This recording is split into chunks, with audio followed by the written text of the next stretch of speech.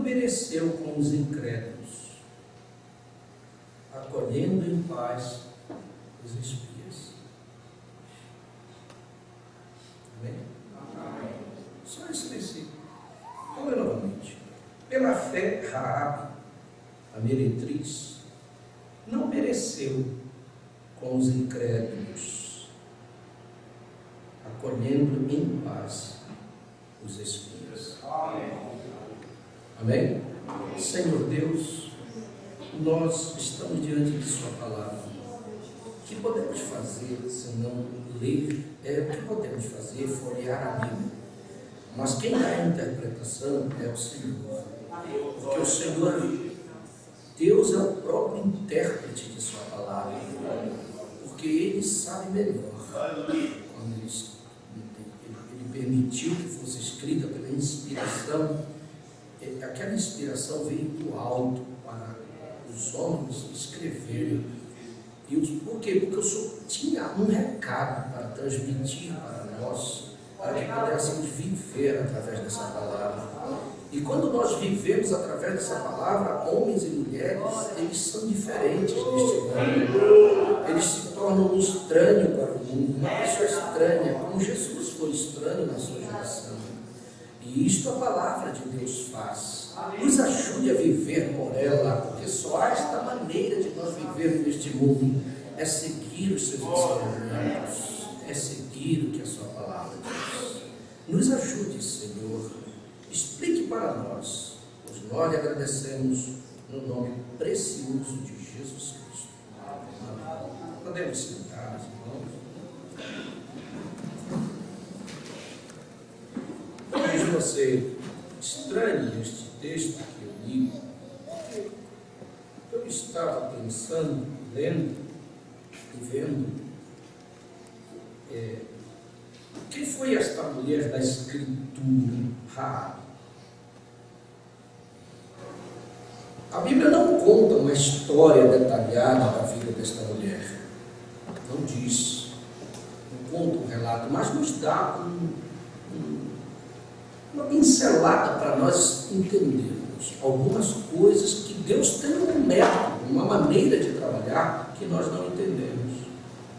Mas Deus é assim mesmo. Você sabia que Deus, Ele é seletivo? Eu estava falando para os irmãos em Blumenau, quarta-feira, no culto de oração, que Deus, Ele escolhe. E ninguém manda em Deus, Ele é soberano. Amém? Ele é soberano, Ele faz o que Ele quer e não deve explicação. Amém? Agora, Deus olha de uma maneira, um jeito de Deus olhar é diferente do nosso. Porque Deus não olha a aparência. Nós olhamos a aparência, e nós fazemos uma prévia, nós julgamos pela aparência. Deus não. Deus olha no interior do coração. Você sabe que às vezes até os homens podem se enganar. O profeta Samuel foi na casa de Davi, de Jessé, para ungir um rei sobre Israel, a mandado de Deus.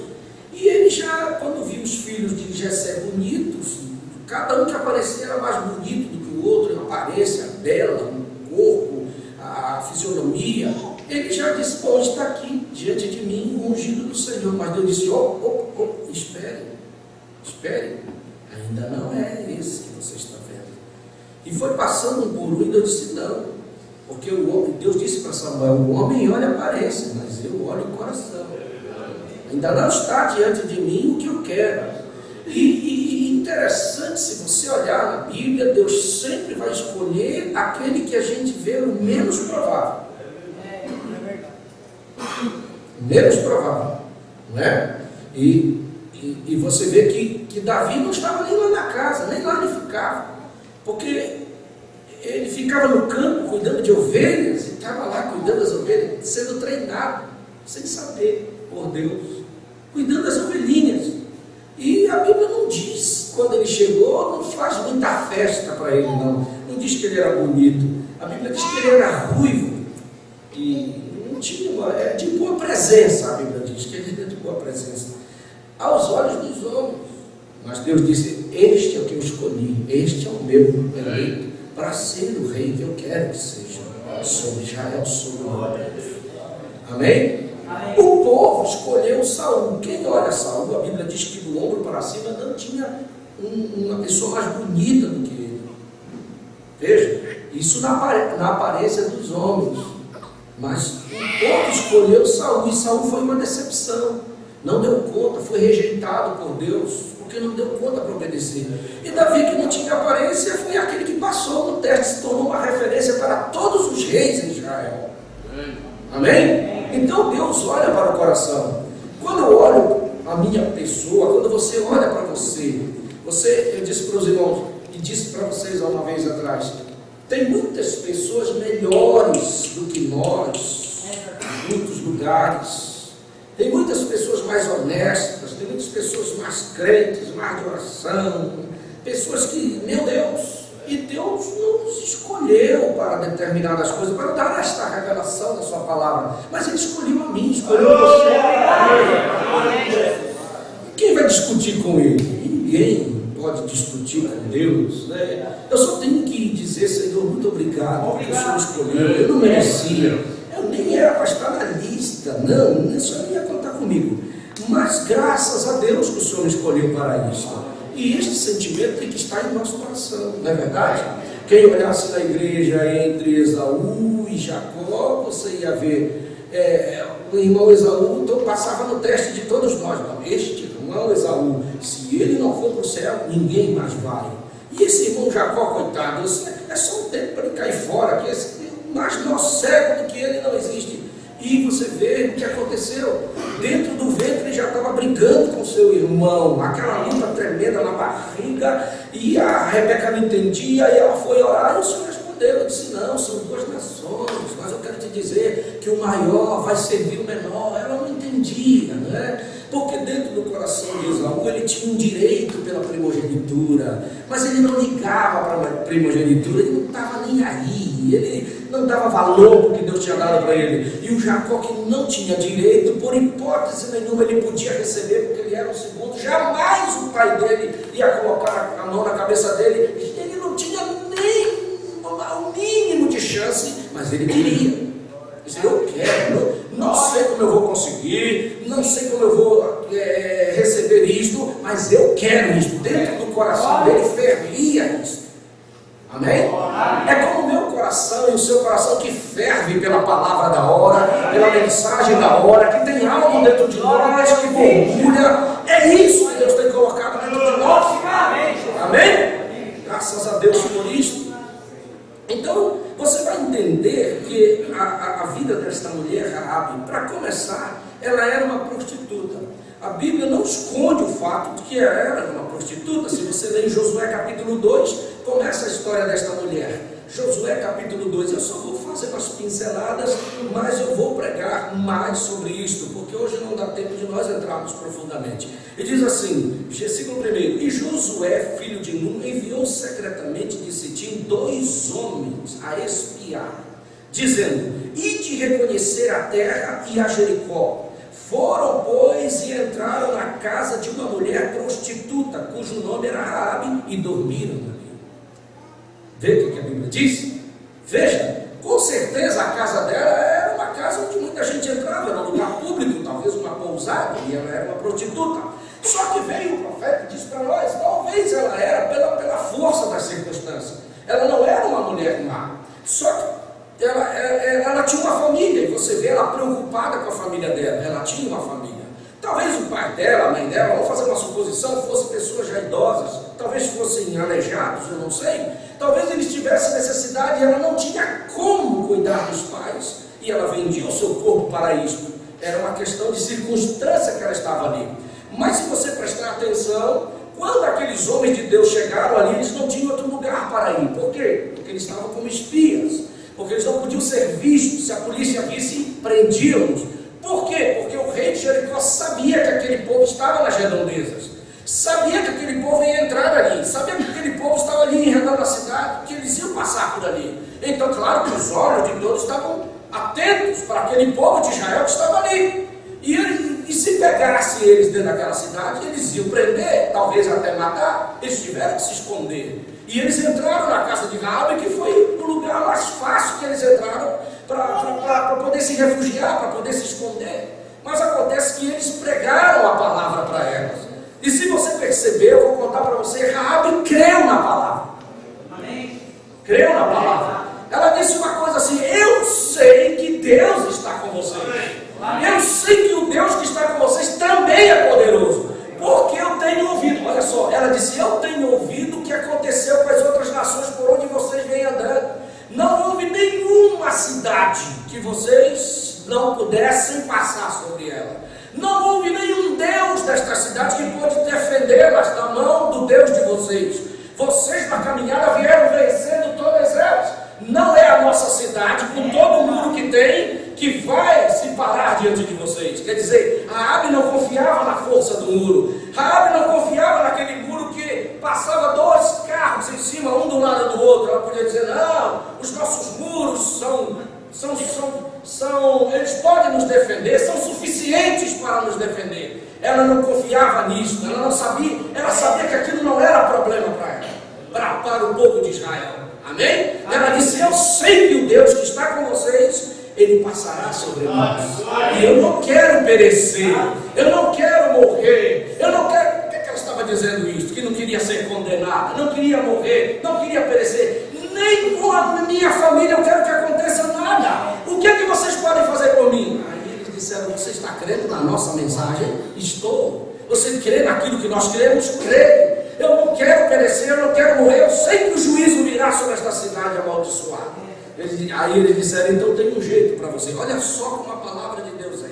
Eu estou só sintetizando a história para você ver uma coisa que vai acontecer que me chamou a atenção. Se você quer, veja, então veja o que você tem que fazer. Você quer escapar? Quer. Então chame toda a sua família, reúna ela e coloque dentro de casa. Não deixe ninguém sair. E você fique aqui. Não deixe ninguém estar fora. Porque quando nós viermos, nós vamos proclamar o juízo sobre essa cidade. Eu não sei como vai acontecer, não sei como Deus vai fazer, mas Deus sabemos que Deus vai fazer, porque Ele nos deu essa terra. Essa terra será nossa. Nós vamos nos apossar dela. E não é seguro que vai impedir que nós entremos aqui. Amém? Só que você tem que tomar uma atitude. Que atitude? Oh, que coisa maravilhosa. Você pega um cordão vermelho e você vai para aquela janelinha que está lá. A casa da Raabe era em cima do muro, certo? Ela não era dentro da cidade. A casa dela ficava em cima do muro. Tinha uma casa que ficava ali em cima do muro. E daquela janelinha dava para ver ela do outro lado. Ela disse: naquela janelinha lá, você pendura este cordão vermelho. Amém? E não tire o cordão da janela até nós chegarmos, até o juízo cair. Se você fizer que a sua família esteja em casa, e quando o juízo cair, o cordão estiver lá, você será salvo. E toda a sua família que estiver dentro de casa também será salva. E o juízo não cairá sobre a sua casa. Glória a Deus. Amém? Por que eles disseram isto, meus irmãos? Porque isso já tinha acontecido lá atrás. Veja que Josué era uma sequência do ministério de Moisés. Amém? Ele estava ali como um tipo do Espírito Santo para estabelecer aquelas tribos. Agora você não vê Josué estabelecendo as tribos de qualquer maneira. Você não vê ele lançando sortes, a Bíblia não diz. Você não vê ele favorecendo mais umas do que outras. Como é que Josué estabeleceu aquelas tribos? Eles estavam obedecendo a uma inspiração divina. Porque quando a mãe estava lá em trabalho de parto, quando aquelas crianças iam nascer, lá do patriarca Jacó, quando a criança ia nascer, ela proclamava algo sobre a criança e dava um nome para ele. O nome que ela dava era o nome que seria estabelecido na tribo, lá na terra prometida. Ela não sabia o que ela estava falando, aquilo saía por inspiração. Porque Deus tem um modo de trabalhar diferente do que nós pensamos. Vê que a nossa vida não é de qualquer maneira. Nós temos uma inspiração, nós temos uma palavra para seguir. Nós temos algo de Deus para nós. Amém? Amém. E você vai ver que quando Josué vai estabelecer, ele por inspiração fez de acordo com aquilo que a mãe falava lá atrás. E aí ele foi colocando aqui, ó, você fica aqui,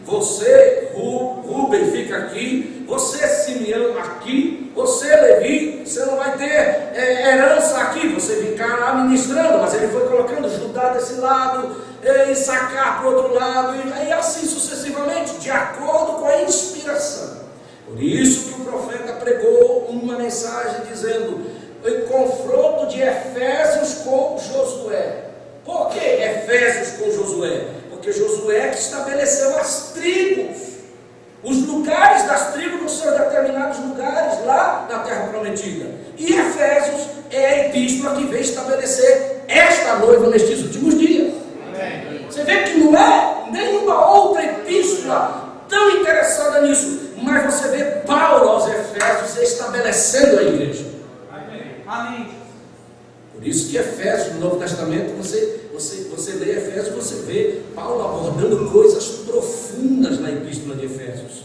Você vê ele falando de coisas sobre casamento. E você sabe que o que mais nós precisamos são estas coisas. As coisas que eu tenho pregado para vocês sobre casamento, eu tenho me baseado no livro de Efésios. Quando manda o marido amar a esposa, está em Efésios. Quando manda a esposa reverenciar o marido, está na epístola aos Efésios. Não é assim que nós temos pregado para você? Paulo diz, em Efésios capítulo 4, versículo 30, não entristeçais o Espírito Santo de Deus, no qual está selado para o dia da redenção. Amém? Sempre Efésios tem algo para nos dizer. Mas veja bem, por que os espias estavam pregando isto para Raabe? Por quê? Porque já tinha acontecido lá atrás, quando eles saíram do Egito. O que foi que fez eles saírem? Foi o sangue aspergido nos umbrais da porta.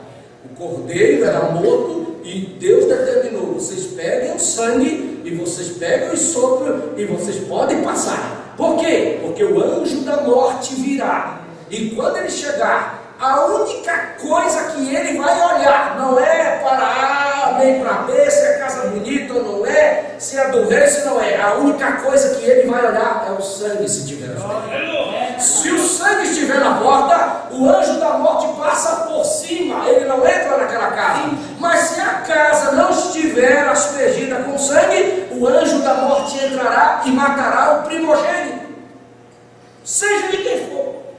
E Israel obedeceu, matou o cordeiro, comeram o cordeiro segundo o número das pessoas da família, mas aspergiram o sangue, e o anjo da morte realmente veio, e a casa que estava aspergida com sangue, não houve morte, mas as que não estavam aspergidas com sangue, houve morte. Então os espias não estavam pregando nada que não tinha acontecido antes. Se Deus fez lá atrás, eles disseram para Raabe, Deus vai fazer a mesma coisa para você, porque o cordãozinho está simbolizando o sangue também. Se lá atrás, para Israel sair do Egito, também Deus cobrou isto deles, se cobrou de Raabe, que era uma meretriz, hoje Deus também está cobrando a mesma coisa de nós. Amém? Só que você diz assim, mas pastor, eu tenho que matar um cordeirinho e pintar minha casa com sangue? Não é isto, lá era o tipo, no Velho Testamento era o tipo. Hoje Deus ainda continua cobrando da mesma forma, sim, mas não o cordeirinho sendo morto, porque o cordeiro de Deus já morreu, o Senhor Jesus Cristo. O sangue dele foi suficiente para perdoar os meus pecados e os seus pecados. Mas nós estamos vivendo numa era terrível, como Raabe também estava vivendo. Raabe morava numa cidade amaldiçoada, como nós também estamos vivendo neste mundo amaldiçoado que está pelo pecado. Amém? Mas eu quero escapar, você quer escapar. E Deus providenciou um escape para nós. Não o sangue pintado na parede. Mas o que é que esse sangue está simbolizando hoje? É o Espírito Santo de Deus na minha vida e na sua vida. Este é o sinal de Deus para mim e para você. Amém? Então há uma exigência?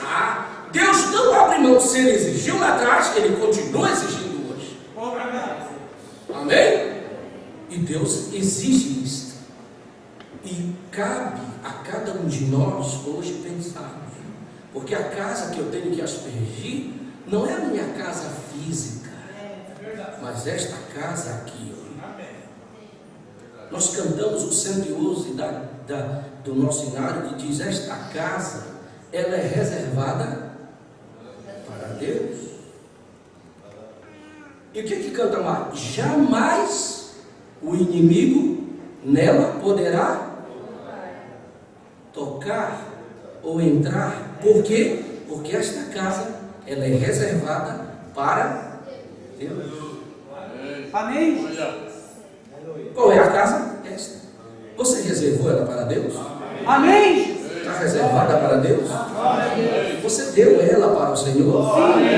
Ela está reservada mesmo para Deus? Irmão, quando nós estamos falando isso, isto é uma coisa muito séria. Porque eu vou te mostrar na Bíblia para que Deus te chamou. Vamos para Romanos, capítulo 8. Eu li esse texto e eu quero ler de novo para você aqui. Romanos, capítulo 8.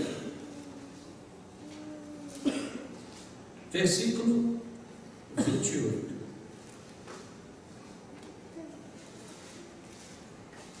O que diz aí? E sabemos que todas as coisas contribuem juntamente para o...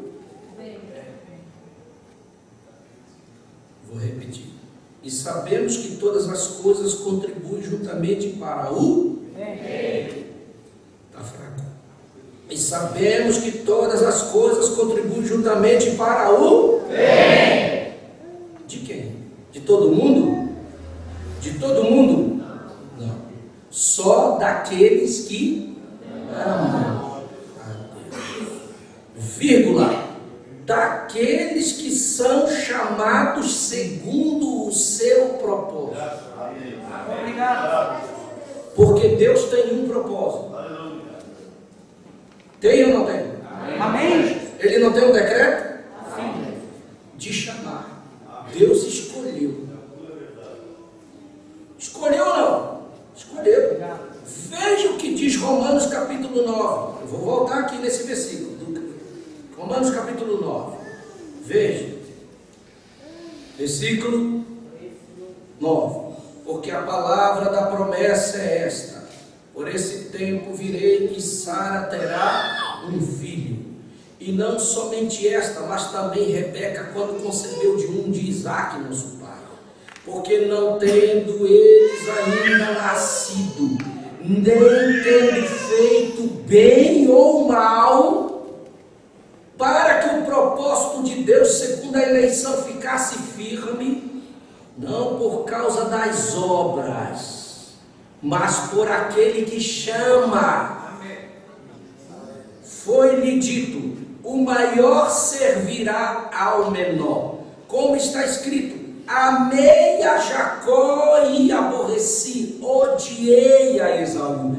Deus, eles estavam lá na barriga, eles não tinham nascido, não tinham feito bem nem mal, eles não tinham feito nada de errado, nem nascido de zero. E Deus já estava escolhendo: eu amo Jacó e aborreço Esaú.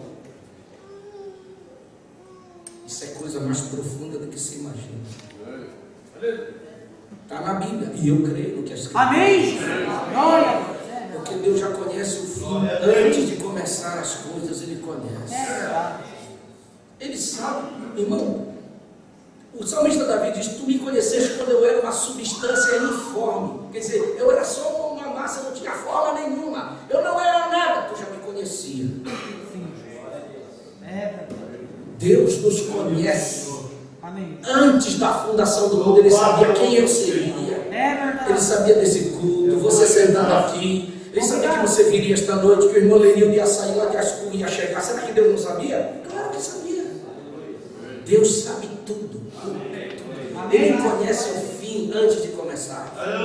E tanto é que diz, ele já disse: eu amo Jacó e aborreço Esaú. Ele está dizendo isso. Aí diz assim: que diremos, pois, no versículo 14, que é injustiça da parte de Deus? De maneira nenhuma, Paulo responde. Pois diz a Moisés: compadecer-me-ei de quem me compadecer, e terei misericórdia de quem eu tiver misericórdia. Quer dizer, eu não peço satisfação a ninguém, eu terei misericórdia de quem eu quero, e me compadeço dele, e também rejeito quem eu quero, não devo satisfação a ninguém. Agora preste atenção no versículo 16: assim, pois, isto não depende de quem quer, nem do que corre, mas de Deus que se compadece. Não é de quem está correndo atrás, é o quê? É Deus que tem que se compadecer. Porque você vai vendo que nem a salvação da minha alma dependeu de mim. Nem fé para a salvação eu tinha, meu irmão. Quem disse isso? Paulo. Paulo, quem conhece o versículo de Efésios, capítulo 2, versículo 8 e 9? Pela graça sois salvos, por meio da fé. Vocês estão muito fracos hoje, gente. Eu quero que vocês preguem comigo. Pela graça sois salvos, por meio da fé. E Paulo diz assim: e isto, a fé para a salvação não vem de vós, é dom de Deus.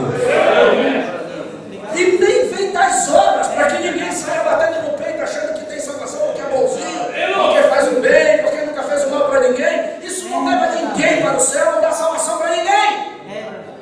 Mas é a graça dele que faz a salvação. Sabe por que eu sou salvo? Porque a graça, não é nem o amor que me salvou, porque Deus é amor, mas o amor não mata ninguém. Você já viu que o amor não mata ninguém? A Bíblia diz que o amor não mata. Se dependesse do amor de Deus, Jesus não morria. A graça que veio e fez com que Jesus fosse ao Calvário. Por isso que Deus vira as costas para ele. Deus teve que sair dali. Por isso que ele grita: Deus meu, por que me desamparaste? Deus teve que vir tirar a essência dele, a essência divina. Aí a graça vai lá e leva ele ao Calvário. É por isso que quem trouxe você também para cá foi a graça. Se não fosse a graça, se ele tirar a mão de misericórdia de nós, em 10, 20, 30 minutos nós vamos lá para a beira da sarjeta pior do que o bêbado. É verdade. Que nós não somos nada. Nós temos uma tendência para o erro, para o mal, que é forte, que está atrelada nessa carne. Capítulo 7 de Romanos, Paulo gritando contra essa natureza. Essa natureza é terrível, mas o que nos mantém é a graça. Aleluia. A misericórdia nos mantém de pé. Nós acordamos e Ele renova a sua misericórdia para conosco. Todos os dias de manhã Ele renova. Aleluia. Ele não esquece da sua misericórdia.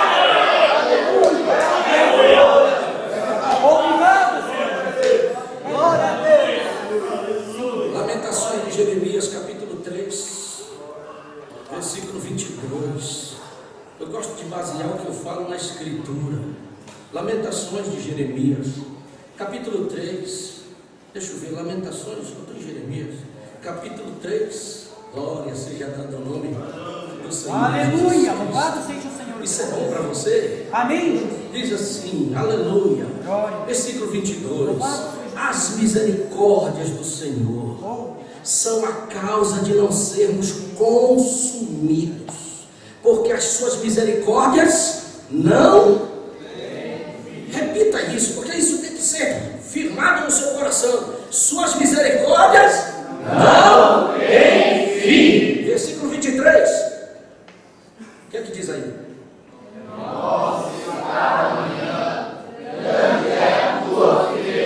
Repita, renova-se cada manhã, grande é a tua fidelidade. Aleluia. Você ainda está dormindo, nem acordou ainda para trabalhar, e Deus já está de pé, renovando a sua misericórdia para com você, que vai precisar naquele dia. Meu filho vai precisar da minha misericórdia, minha filha vai precisar da minha misericórdia. Toda manhã Ele renova ela para conosco. Porque se Deus nos visse da maneira como nós somos mal, Ele nos consumia na hora. É verdade. Eu não posso ir de peito aberto diante de Deus, senão Ele me consome na hora. Nem os anjos parecem imundos diante de Deus. Sabia que a Bíblia diz isso? Os anjos, não é qualquer anjo que aparece diante de Deus. A Bíblia diz que só tem uma classe que fica diante do trono, e ainda eles vão com as asas cobrindo o seu rosto, que são os serafins, anjos queimadores de sacrifício. Quem viu isso foi o profeta Isaías, e com duas asas eles cobriam o seu rosto.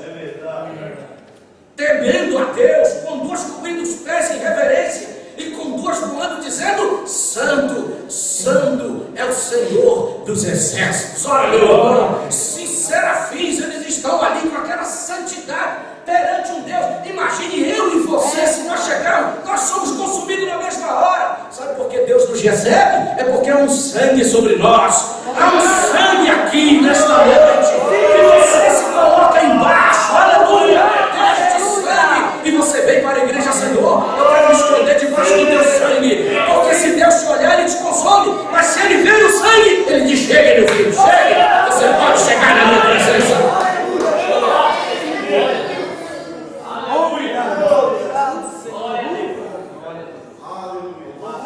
É verdade? O Adão com a Eva não quiseram chegar da maneira deles? Colocaram na roupa. Acho que tá bom. O que tu acha? O que tu acha, Adão? Tá boa a minha roupa? Ai, Eva, essa roupa tá bonita. Adão, Eva, e essa roupa aqui? Oh, tá lindo. Quando Deus chegou e disse: nem saiam atrás da árvore, senão vocês vão ser consumidos. Não foi isso? Deus não aceitou a maneira deles. A maneira do homem não é aceitável diante de Deus. Eu não posso ir diante de Deus da minha maneira. Você não pode segundo a sua ideia, do seu pensamento. Não funciona para Deus. Deus foi lá, matou um cordeirinho, pegou a roupa deles, que era pele, tirou e jogou para eles: olha, se vistam com isso aí. Essa é a minha maneira. Quando eles se vistiram, agora podem sair da minha presença. Eu recebo vocês. Glória a Deus. Não foi assim, não era? Amém. Teve que sacrificar o animal. Aquele animalzinho, o cordeirinho, já estava simbolizando Jesus Cristo. Então não adianta eu pensar, porque às vezes você pode ser traído com o seu pensamento, achando que a sua maneira Deus vai aceitar. Ainda bem que você tem um pastor para perguntar, e o pastor tem que vir de acordo com o que a Escritura diz, com o que a mensagem da hora diz, porque é isso que está funcionando para nós hoje. Então você diz: não saia segundo a sua maneira. Quando o pastor diz: faça assim, a Escritura diz assim, a mensagem diz assim, que você obedece, Deus te aceita, porque essa é a maneira de Deus. Qual é o compromisso de Deus? Comigo? Não. Comigo não. Deus não tem compromisso com homem algum. O compromisso de Deus é com a sua palavra. Agora, se eu quiser que Deus me aceite, eu tenho que me meter nela. Eu tenho que me esconder nela. Eu tenho que entrar nela. Aí sim, aí eu vou ter alguma coisinha com Deus, se eu quiser. Não adianta eu estufar o peito. E as pessoas às vezes se enganam. Eles acham que por meio de um dom que eles têm, Deus os aceita. O dom não tem nada a ver com isso, meus irmãos. Nada a ver com isso. Dom está fora. Ele é só um complemento. É só para o caminho alargar. Não é verdade? Vai começar a estar cheio de rebelde, cheio de dom. É verdade. E Jesus falou em Mateus 7, versículo... vamos para a Bíblia. Posso ir um pouquinho mais? Amém. Mateus 7, versículo 21. Nem todo que me diz... Cara, meu, vocês não comeram hoje. Nem todo que me diz... Senhor, entrará no reino do céu. Mas ele que faz a vontade do Pai que está no céu. Aleluia. Amém. Está vendo o que é que entra no céu? Não é quem está dizendo: Senhor, cantando, pregando, falando língua, orando pelos enfermos e sendo curados. Jesus não disse que é isso que entra no céu. Vejam bem, eu não estou contra os dons. Não podemos estar, isso são das Escrituras. Não estou dizendo que isso não é maneira. Não é, nem tudo que me diz Senhor, mas é aquele que faz a vontade. Versículo 22. Muitos me dirão naquele dia, chegará uma turma, eles não têm coragem de cobrar. Senhor! Vão dizendo assim: Senhor, não profetizamos nós em teu nome? Em teu nome não expulsamos demônios? E em teu nome não fizemos muitas maravilhas? Então lhes direi abertamente: nunca vos conheci. Apartai-vos de mim, vós que praticais a iniquidade. E o que é iniquidade? O que é iniquidade? Pecado é fazer o que não é certo, é errar o mal. Então, peraí, vamos analisar essa escritura? Tem muita gente profetizando, tem muita gente expulsando demônios, tem muita gente fazendo maravilhas que Deus nem conhece ele. Está certo pela escritura? Porque a única coisa que Deus está dizendo, eu nunca conheci vocês, eu nunca vi vocês, nunca vi marcando na minha frente. Está certo? Não dá para pensar? É? Então não é o que diz Senhor, não é o que expulsa demônios, não é o que profetiza, não é o que opera maravilhas, porque operar maravilhas, irmão, é muito mais do que fazer milagres. É milagres que envolvem até a criação de certas coisas. Então eu vou bater no peito por alguém que vem na frente, eu oro, ele é curado. Isso não quer dizer nada. O sinal tem que seguir quem crê. Às vezes não é nem por causa de mim. Não fui eu. É a pessoa que veio e teve fé na palavra. Foi dito. Eu orei, ele recebeu pela fé dele. Não falei. Não é a fé? Não é a fé que eu requisito? Pode ser até um bêbado lá na rua, meu irmão. Prega pro outro, diz assim, ele está todo bêbado. Diz assim, a escritura diz que pelas suas pisaduras tu é curado. Tu crê nisso? A pessoa diz, eu creio. O bêbado ora, a pessoa recebe. É pela fé da pessoa, na palavra que ele recebe. É o único requisito que Deus recebe. Sim.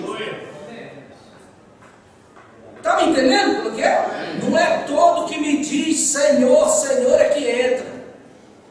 Agora o segredo é aqui, meus irmãos. Sabe por quê? Muitas vezes as pessoas não vão encher a igreja, é porque eles vêm para receber o milagre. Quem não quer milagre? Quantas vezes eu já perguntei para as pessoas, o que é que tu quer? Não, eu quero ser abençoado. Não, o que é que você quer? Não, eu quero que Deus abençoe minha família.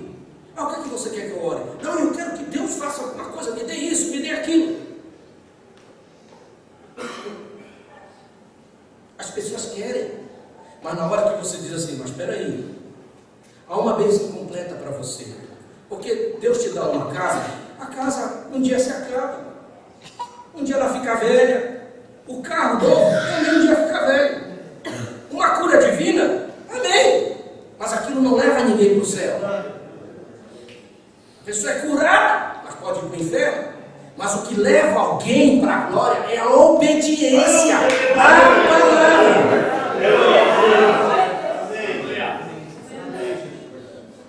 Amém? Amém? Agora, eu quero o Espírito Santo. Você quer? Nós precisamos dele, meu irmão.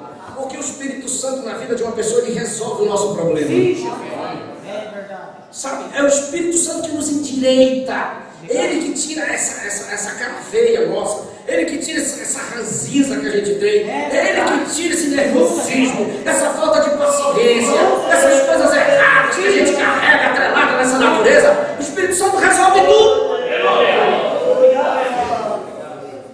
Resolve. Ele resolve o problema dentro de casa. Ele faz o marido ficar bonzinho, a esposa bonzinha.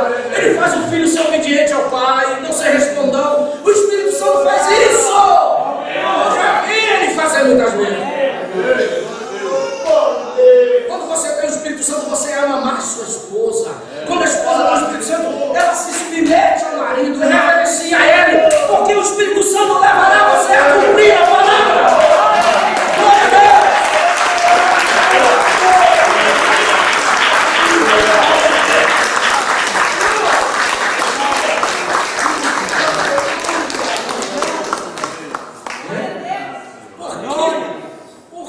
Você vê Jesus enfatizando estas coisas, meus irmãos? Por que você vê Jesus falando para aqueles apóstolos e dizendo para eles, lá em Lucas capítulo 24, versículo 49, olha, você tem que ler a Escritura e saber por que Jesus está dizendo estas coisas. Ele diz assim, eis que sobre vós envio a promessa.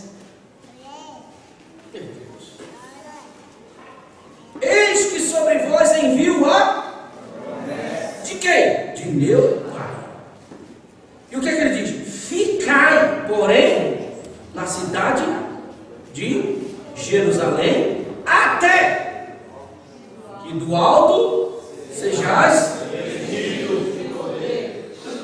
Deus, foi Jesus que mandou isso? Que promessa é essa? Olha, há uma promessa do meu Pai. Que promessa? Está lá em Joel. Se teve um profeta que profetizou muito, foi isso. Joel 2,28. E acontecerá que nos últimos dias derramarei do meu espírito sobre toda a carne. Não diz lá em Joel 2,28? Cadê? Está aí? Joel 2,28. E acontecerá, aleluia, nos últimos dias que derramarei do meu espírito sobre toda a carne. Vossos filhos, vossas filhas profetizarão. E aí vai, ó, vai as promessas. Não é uma promessa? Não, fale para mim, é uma promessa? Aí Jesus veio dizer: olha, chegou a hora do Pai cumprir a promessa. Há uma promessa do meu Pai. Mas vocês têm que ficar na cidade de Jerusalém até, olha meu irmão, esse até que é o problema.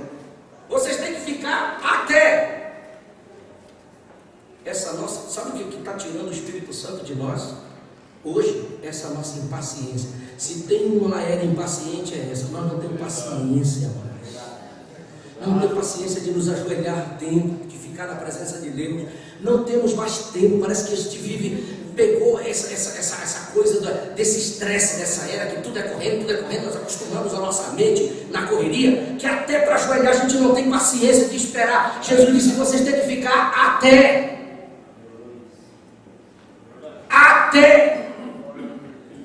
O problema é o até. E às vezes eu vejo esposas impacientes com o marido. Se ele demora um pouquinho, ela não tem paciência até. Maridos impacientes não têm paciência até. Você está na pilha da era de Laodiceia. O nervosismo da era de Laodiceia, o estresse da era de Laodiceia te pegou. Mas deixa o Espírito Santo entrar, você vai ficar tranquilo. Pode estar desabando do seu lado, pode estar caindo, desmoronando, você está sossegado. Por quê? Porque aquele cordeiro dócil dentro de você, aquela pombinha dócil está lá borbulhando, te dando paciência, te fazendo tranquilo. Glória a Deus. Amém, Jesus. Sim, Jesus. Você está olhando para mim, parece que é coisa do outro mundo. Eu estou pregando que isso é verdade, gente. Glória a Deus. Mas a gente só anda, vai no trabalho, todo mundo estressado, o patrão estressado, no trânsito estressado, e sábado, e tudo sábado, e médico estressado, e a gente vai do mesmo jeito. Mas você é diferente. Você foi chamado para ser diferente. Obrigado. Vamos fechar com Romanos e a gente já termina. Eu disse que eu dar só uma palavrinha, porque eu não ia entrar, vou pregar sobre a Rabi para vocês ainda. Veja, e sabemos que todas as coisas contribuem juntamente para o bem daqueles que amam a Deus. Obrigado. Glória a Deus. Louvado seja o Senhor. Então pare de reclamar. Por que tu reclama? Por que você reclama das coisas? Então esse versículo não é para ti. Não tem. Ah, mas isso aconteceu um acidente. Então, todas as coisas contribuem juntamente para o bem. Não para o mal. Para o bem. Pode ser doença, pode ser um acidente, pode ser um problema, pode ser uma luta, pode ser uma prova. Deus está dizendo que aquilo é para o teu bem. Se tu amas a Deus, se tu foi chamado com propósito. Agora, se você não ama a Deus e nem foi chamado pelo decreto dele, então vai ser para o mal. Mas se foi chamado, é para o bem. Então isso faz nós tomar uma atitude diferente. Quando acontece uma coisa, obrigado, Senhor. Eu te agradeço. Um dia amanhece, obrigado, Senhor, por esse dia. Ah, mas está chovendo, não dá para colocar roupa no sol, está cheio de roupa para lavar. Obrigado, Senhor. O Senhor que sabe. Aí você diz: este é o dia que fez o Senhor, para nos regozijarmos e nos alegrarmos nele. É isso que diz a Bíblia. Glória a Deus. Precioso, Jesus. Às vezes você está apressado para ir em determinado momento, aí deu problema lá. Esqueceu uma coisa. Ah, e a esposa diz: esqueci. Por que tu esqueceu? Tem que voltar lá. Você não sabe que às vezes um acidente está lá na frente e ia te pegar. Um carro ia passar lá com uma pessoa bêbada, endemoninhada, ia te pegar. E Deus está providenciando voltar um pouquinho para se livrar daquilo lá. E tu não entende que Deus está contigo, te livrando de algo lá adiante. e você ainda resmunga, briga, fica bravo, xinga. Que é isso? Que cristão você é? Tua vida não é controlada por Deus? Eu estou falando alguma coisa errada? O irmão Fábio foi lá para Rio do Sul, vinha saindo na frente da rua, o carro branco, e foi. 4 pessoas juntas. O irmão Fábio, o irmão Mário, o irmão Alceu e a esposa. E chama a mecânica e não consegue, chama a mecânica e não consegue, chama a mecânica e não consegue, chama a mecânica. E rodearam, ficaram igual índio em volta do carro, rodando volta. Não conseguiram. Terminou, tiveram que chamar o guincho. Porque chegou, só dá para ir 2 não dá. Aí lá vai você com essa camisa, vai para a rodoviária. Primeiro ônibus cheio, segundo ônibus cheio. Tem vaga para quanto? Só 1h30 da manhã. Que hora vai chegar lá? Lá para 5 horas. Ai meu Deus, a noite inteira. Tiveram que pagar o guincho. E aí? Aí você diz, se for, que eu vim para Rio do Sul pregar, e estava tão bom o culto. Quem sabe se Deus não livrou ele de um acidente vindo de lá para cá. Aí veio no guincho, tranquilo, demorou aquele tempão, e o irmão Leocádio foi lá buscar o irmão Alceu, chegaram tudo bem, gastaram um dinheirinho, mas tudo bem, nós vamos ajudá-lo nesse ponto. Estava na obra de Deus, mas graças a Deus por isto. Chegou aqui o mecânico, olhou e disse, não, era só um sensorzinho aqui, olhando, trocou, funcionou. Vamos falar o quê?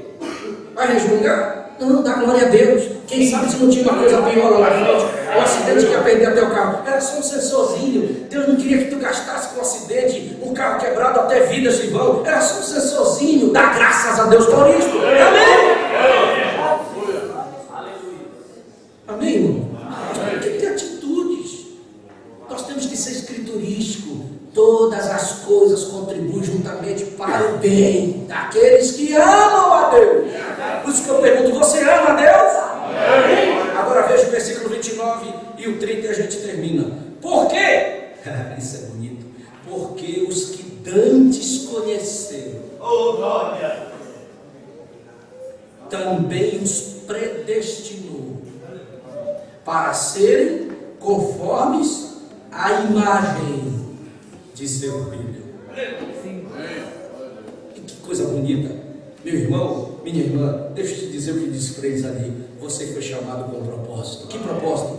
Deus te conheceu antes? Claro. Se Ele te conheceu antes, Ele já sabia quem tu eras. Porque Deus não vai chamar qualquer pessoa para servir. Eu não estou falando de igreja, não estou falando de religião. Isso está falido. Igreja e religião faliu. Eu não estou falando porque cada denominação ela produz filhos denominacionais.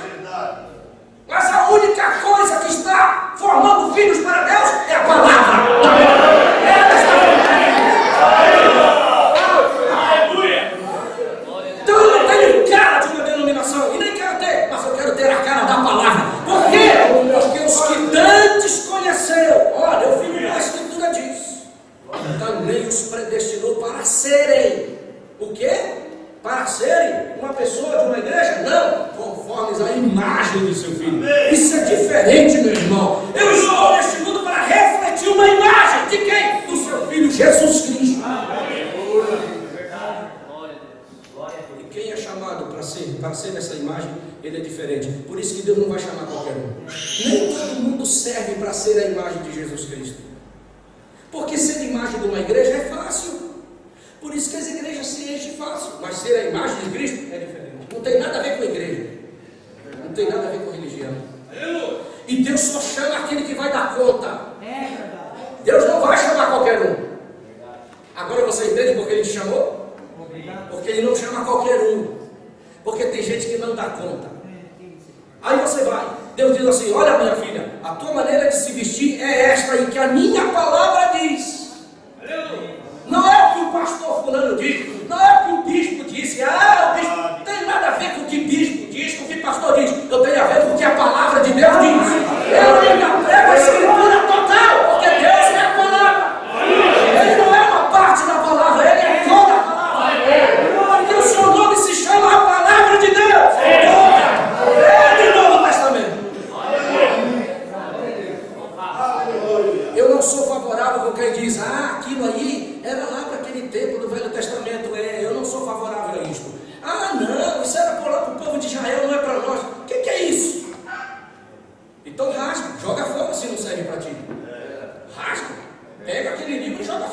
Se não serve, só serve o que me convém. O Velho Testamento quer ver quando me serve quando eu estou doente. Aí eu vou lá para Isaías, que é Velho Testamento, pelas suas pisaduras sou sanado. Quando eu estou doente serve, né? Não, deixa eu falar sério com vocês. Mas eu creio em Deuteronômio 22:5 que a mulher não deve vestir roupa de homem, nem o homem roupa de mulher. É a palavra ou não é?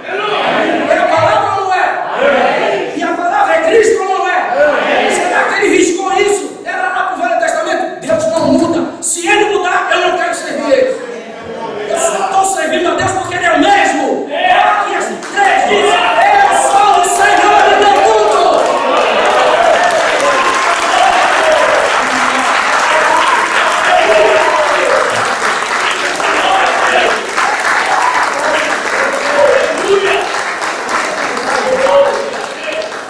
Se você não dá conta de viver Deuteronômio 22:6, vai lá para uma igreja que deixa você fazer.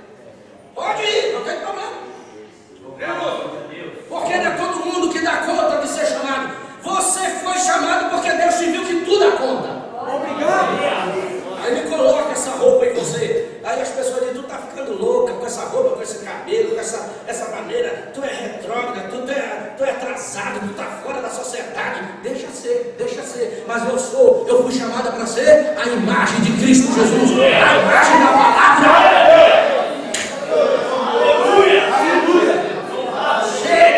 Chega, o capeta tem as filhas dele que põe, tira a roupa dela, bota no outdoor e faz todo mundo cobiçar para os homens pecarem e cobiçando as mulheres, tira a roupa dela e faz elas andarem na rua. Se o capeta tem direito de fazer isso, Deus também tem direito de colocar as filhas dele vestidas.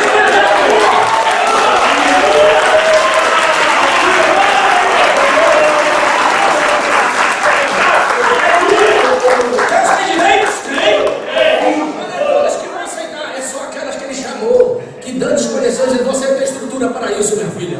Eu vou mostrar que eu vou pregar essa mensagem, essa palavra nessa terra. As outras não dou conta, mas você tá. Pode botar essa roupa que você põe quando você estiver andando na rua, meu irmão. Anda de cabeça erguida. Você está pregando a palavra para outras pessoas. Deus está mostrando que ele pode.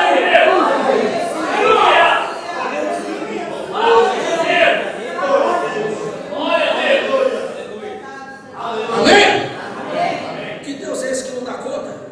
Deixa os homens mudarem a palavra dele como querem, porque, sabe como é? Os tempos mudaram, são outros modernos, agora não se fala nessas coisas. Deixa mudar quem quiser, mas eu fico com a palavra.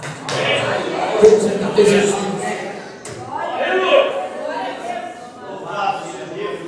E não se engane. Pode ter uma multidão lá. Jesus disse: muitos são chamados. Está na Bíblia isso ou não está? Mas poucos, no meio dessa multidão chamada, tem os escolhidos que Deus chama. Você é meu escolhido, meu filho, vem. Aí você diz: mas tinha tanta gente melhor do que eu. Não, mas é você mesmo, eu sei que você vai dar. É Deus que faz o homem viver corretamente. É Deus, o Espírito Santo, que faz o homem virar o olhar para não olhar uma mulher nua na rua. O Espírito Santo faz isso. Eu não posso fazer isso com você, mas há um Espírito Santo dentro de você que faz você virar o olhar. Você é um filho de Deus. É o Espírito Santo que faz você agir corretamente nos seus negócios. Nos seus negócios, você fazer os seus negócios corretos. Não é falar língua na igreja e enganar os outros lá nos negócios, lá na segunda, na terça, na quarta-feira. Isso não é Espírito Santo que faz. Que negócio é esse? Que Espírito Santo enganando os outros? Não! Não é Espírito Santo que compra, não paga. E na loja está chamando que está devendo até o tampo e colocou o nome na CPC. Que Espírito Santo é esse? O Espírito Santo vai fazer você andar corretamente.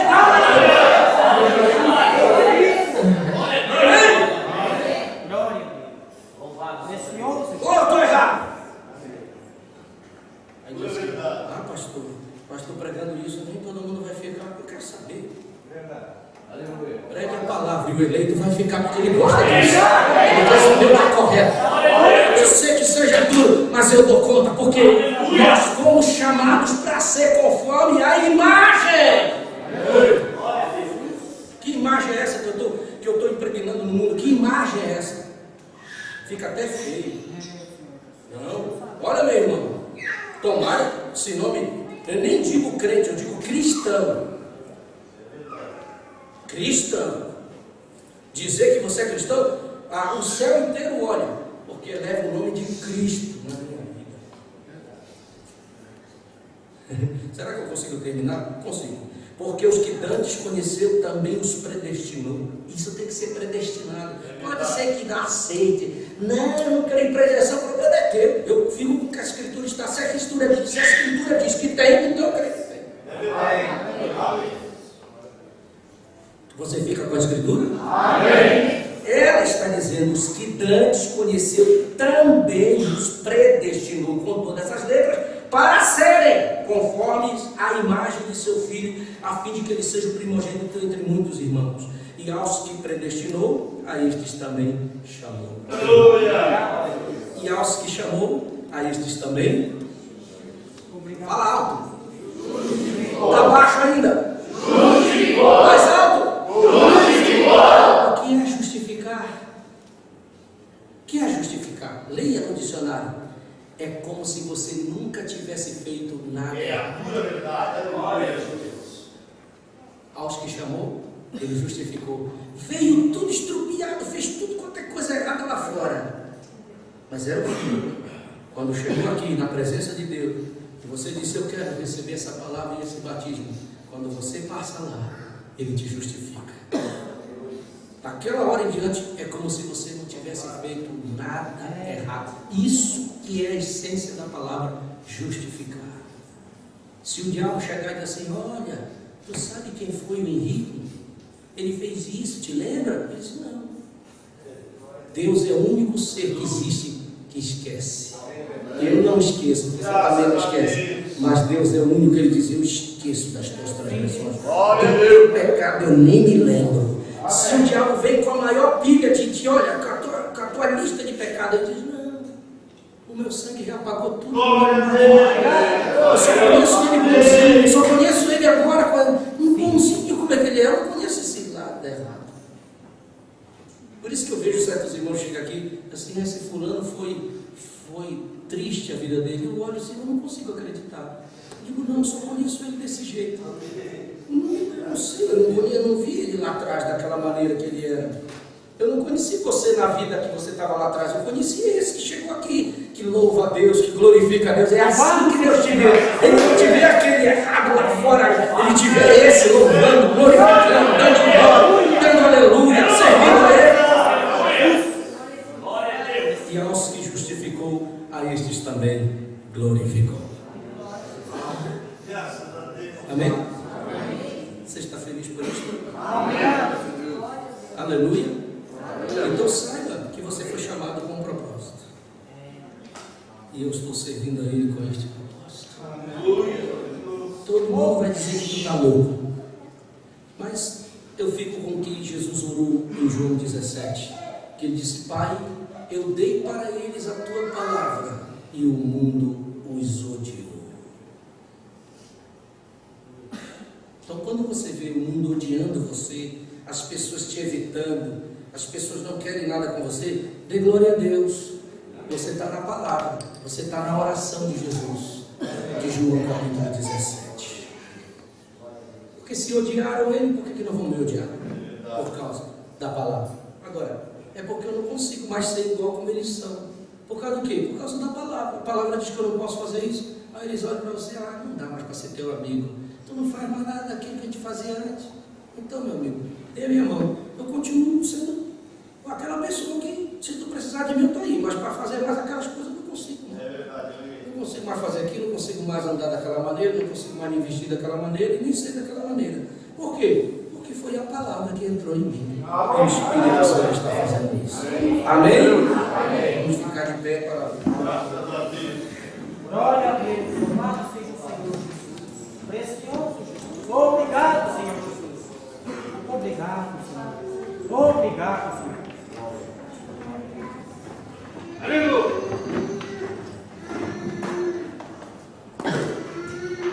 Graças a Deus. Feche seus olhos.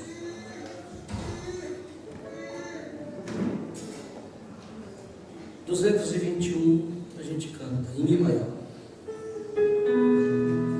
Só para a gente se alegrar. Eu vagava pela senda de amor,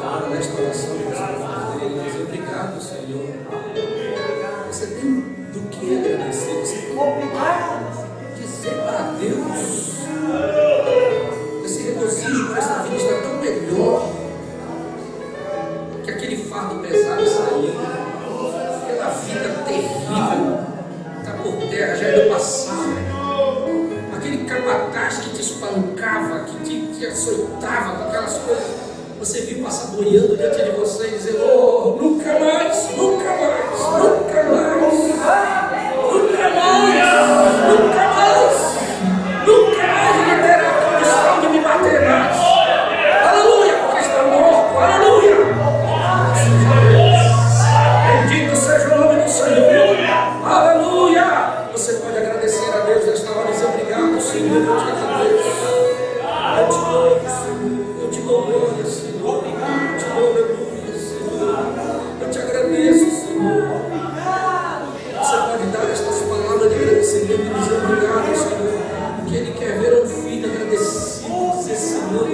obrigado. Obrigado, Obrigado, meu Deus, nós te damos graças. Nós não temos palavras para dizer.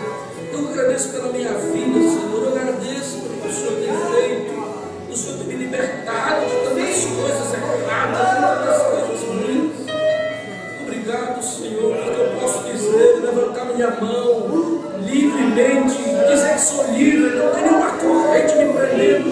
Eu sou agora livre para louvar, para agradecer, para te adorar e para dizer que sou filho de Deus, um representante do Senhor, uma imagem de Deus neste mundo, uma imagem que Deus está imprimindo neste mundo, mostrando para as pessoas que tem pessoas que podem viver a sua imagem andando nestas ruas. Obrigado, Senhor.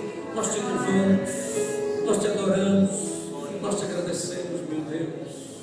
Ó Senhor, o Senhor dê força para cada um caminhar, o Senhor dê força para cada família, o Senhor esforce a coragem deste marido, desta esposa, esforce a coragem deste casal, esforce a coragem deste jovem que está dando tudo de si para servir ao Senhor, deixando tudo de lado.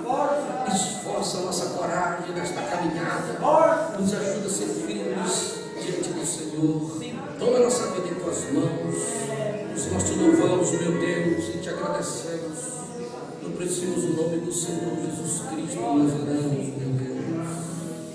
Quanto diz amém? Amém. Aleluia. Que Deus possa te acompanhar, meu irmão.